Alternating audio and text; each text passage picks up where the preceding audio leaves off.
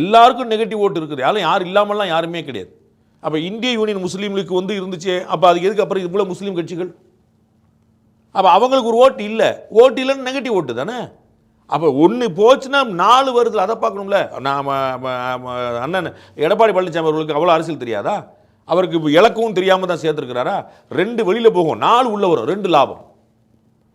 BJP வளர்ற கட்சி. Negative ஓட்டுங்கிறது இவங்க ஒரு கடைபிடிக்கிற ஒரு மாயத் தோற்றம். இவர்கள் வந்து கட்டமைக்கிற ஒரு பிம்பம்.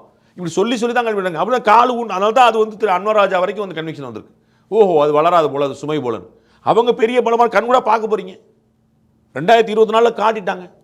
78 சீட்டில் பிஜேபி கூட்டணி ஏடிஎம்கே கூட்டணியை முந்தி இருக்கு. 2வது இடத்தை பிடிச்சிருக்கு. ஏடிஎம்கே கூட்டணியை முந்த முடியுமா தமிழ்நாட்டில்? 2011 திமுக 3வது இடத்துக்கு போச்சு. 2024 ஏடிஎம்கே 3வது இடத்துக்கு போயிடுச்சே, 78 இடங்கள்ல. அப்போ இங்கே எங்கே எம்ஜிஆர் இருந்தாங்களா, ஜெயலலிதா இருந்தாங்களா, நரேந்திர மோடி போட்டிட்டார்? யார் போட்டிட்டா?